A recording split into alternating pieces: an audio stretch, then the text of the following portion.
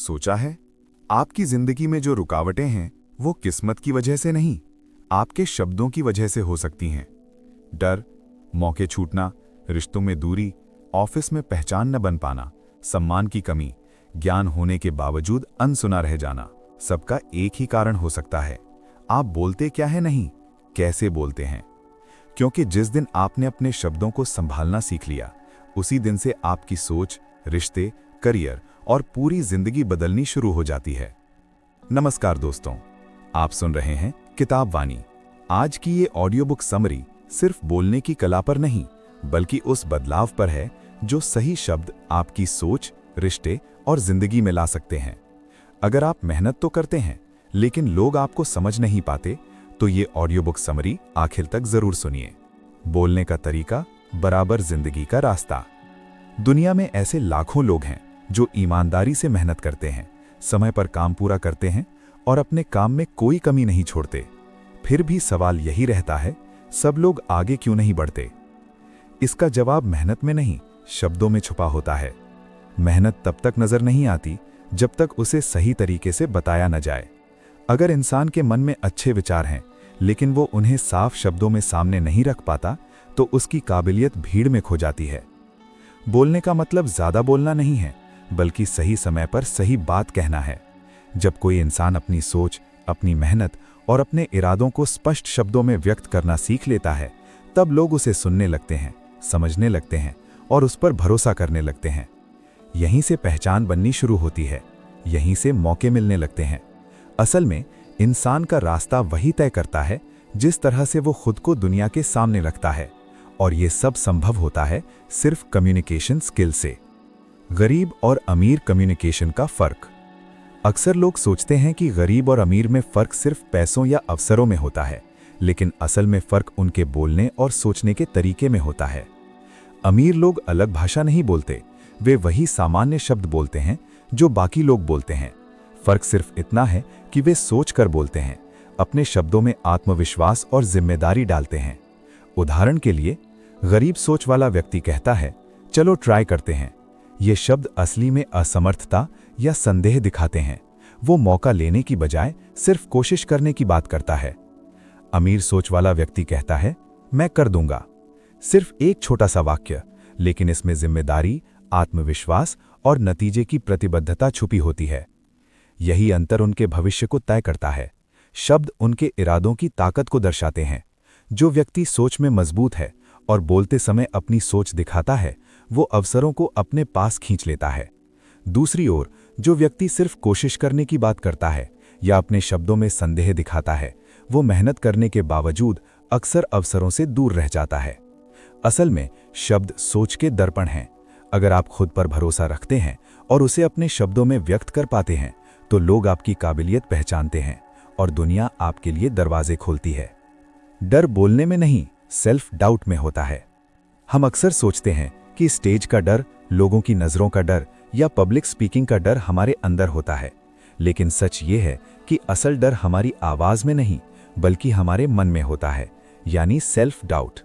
एक व्यक्ति जो स्टेज पर जाता है, उसे लगता है, अगर मैं सही नहीं बोल पाया तो लोग क्या कहेंगे, मेरी बात ठीक से पहुंचेगी या नहीं।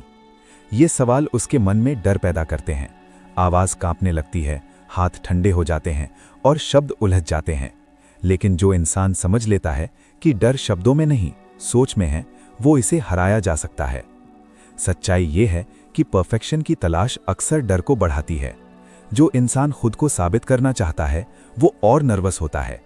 इसलिए एक सिंपल रूल बहुत पावरफुल है। जो बोलना है उसे साफ साफ कहो, परफेक्ट होने की कोशिश मत करो, बस समझाओ। जब इंसान यही अपनाता है, पहली लाइन बोलते ही आवाज स्थिर हो जाती है, दूसरी लाइन में डर कम हो जाता है, तीसरी लाइन में आत्मविश्वास बढ़ जाता है।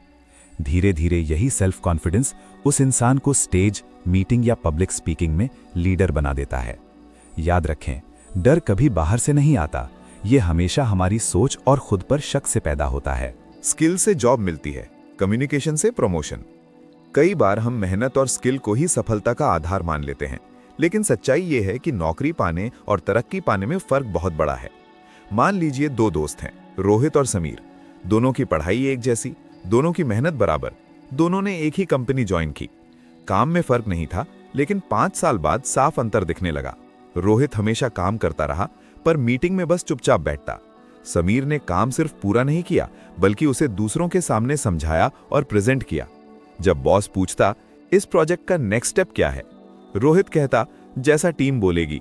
समीर कहता, अगर हम ये करें तो रिजल्ट बेहतर होगा। ये छोटा सा फर्क ही उन्हें अलग कर देता है। स्किल आपको काम करने में सक्षम बनाती है, लेकिन कम्युनिकेशन स्किल आपको दिखाती है कि आप जिम्मेदारी लेने लायक हैं। जो अपने काम को सही तरीके से लोगों के सामने पेश कर सकता है, वो अपॉर्चुनिटीज खुद खींच लेता है। जो सिर्फ काम करता है लेकिन उसे एक्सप्रेस नहीं कर पाता, वो अक्सर पीछे रह जाता है। अगर आपको ये ऑडियो बुक समरी उपयोगी लग रही हैं, तो नीचे कमेंट में बताइए कि कौन सा पॉइंट आपके लिए सबसे ज्यादा इंपैक्टफुल था। और अगर आप चाहते हैं कि किताब वानी ऐसे और मोटिवेशनल कंटेंट लाता रहे, तो वीडियो को लाइक और शेयर करना मत भूलिए। अधूरे रिश्ते अधूरी कम्युनिकेशन की वजह से। ज्यादातर रिश्ते टूटते हैं, लेकिन इसका कारण प्यार की कमी या गलत इरादे नहीं होता। असल में टूटने का कारण गलत या अधूरी कम्युनिकेशन होता है। सोचिए, 2 दोस्त नेहा और कबीर।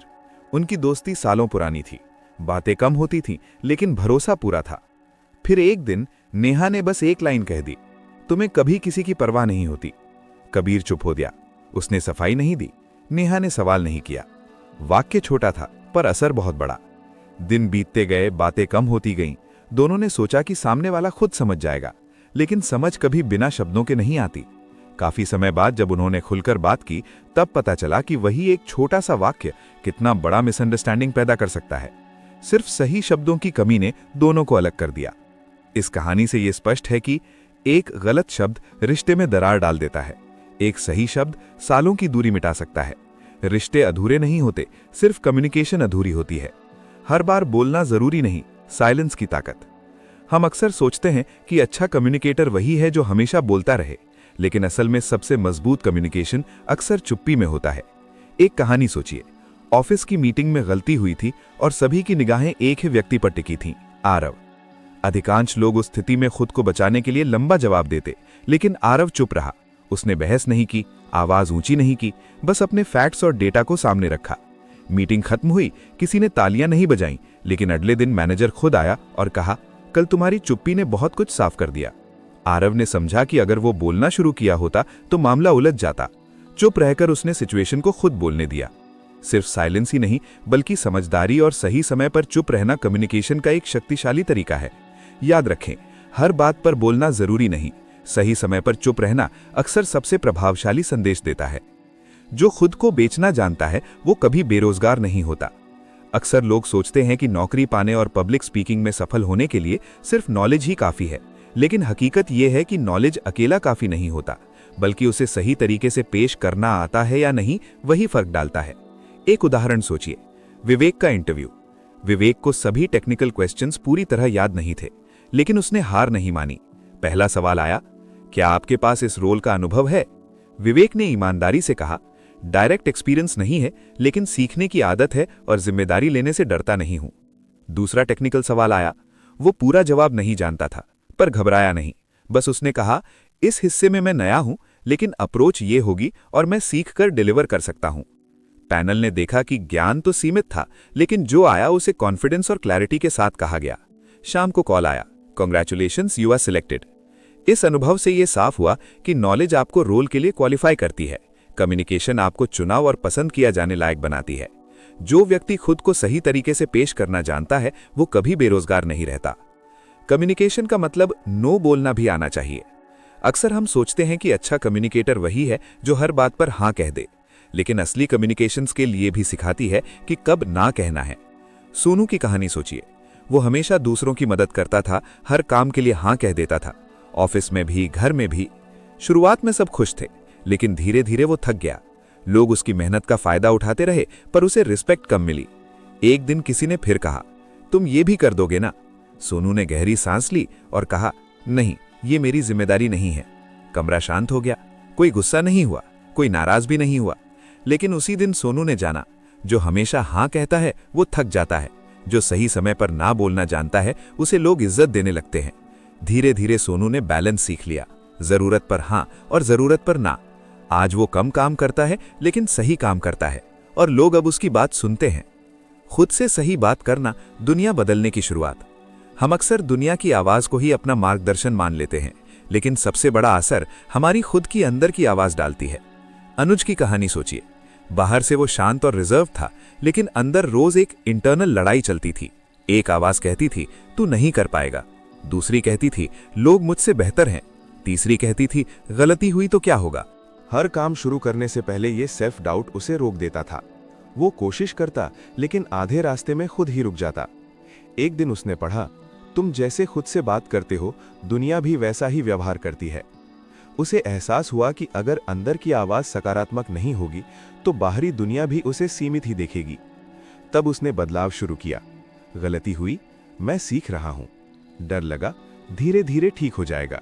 असफलता आई, मैं बेहतर कर सकता हूं। कुछ ही हफ्तों में अनुज में बदलाव आया। उसकी बोलने की क्षमता बढ़ी, आत्मविश्वास मजबूत हुआ, निर्णय लेने में क्लैरिटी आई। अब अनुज वही था, लेकिन वो खुद का दुश्मन नहीं रहा। पहचान शब्दों से बनती है। अक्सर हम सोचते हैं कि पहचान बनाने के लिए केवल मेहनत या टैलेंट काफी है, लेकिन असली फर्क पड़ता है आप कैसे खुद को दुनिया के सामने पेश करते हैं। अमन की कहानी सोचिए। एक समय वो भीड़ में गुम रहने वाला नाम था। काम करता था, पर कोई उसे नोटिस नहीं करता था। फिर उसने खुद से पूछा, मैं खुद को कैसे पेश करूं ताकि लोग मेरी काबिलियत समझें। यही सवाल उसकी जिंदगी बदल गया। अमन ने बोलना शुरू किया, जोर से नहीं, पर साफ और सच्चा। बड़े शब्द नहीं, सिर्फ सही और इम्पैक्टफुल शब्द। धीरे धीरे लोग उसकी काम को नोटिस करने लगे, फिर उसकी राय को महत्व देने लगे, और अंत में उसकी मौजूदगी को याद रखने लगे। वो अब भी वही इंसान था, लेकिन अब उसकी पहचान बन चुकी थी। अमन ने समझा कि नाम केवल काम से नहीं बनता, पहचान आपके शब्दों और प्रेजेंटेशन से बनती है। खुद को बदलने के लिए चमत्कार की जरूरत नहीं, बस अपने शब्दों को अपना दोस्त बनाना सीखो। जैसे ही आप अपने शब्दों के साथ सही होंगे, दुनिया खुद ब खुद आपको पहचानने लगेगी। अगर आपको ये ऑडियो बुक समरी पसंद आई, तो वीडियो को लाइक करें, अपने दोस्तों के साथ शेयर करें, और कमेंट में बताएं कि कौन सा पॉइंट आपके लिए सबसे यूजफुल था। और हाँ, हमारे चैनल किताब वानी को सब्सक्राइब करना ना भूलें, ताकि आपको मिले daily motivational audio book summary और टिप्स। ये थी आज की ऑडियो बुक समरी। याद रखिए, शब्दों की ताकत आपके हाथ में है। कल के लिए अपनी सोच और बोलने का तरीका थोड़ा और सुधारिए, और देखें कि कैसे जिंदगी आपके कंट्रोल में आती है। मिलते हैं अगली कहानी में। तब तक मोटिवेटेड रहें और सीखते रहें। और हाँ, किताब वानी को सब्सक्राइब करना मत भूलिए। डिस्क्लेमर: ये ऑडियो बुक समरी और कंटेंट एजुकेशनल और मोटिवेशनल पर्पस के लिए है।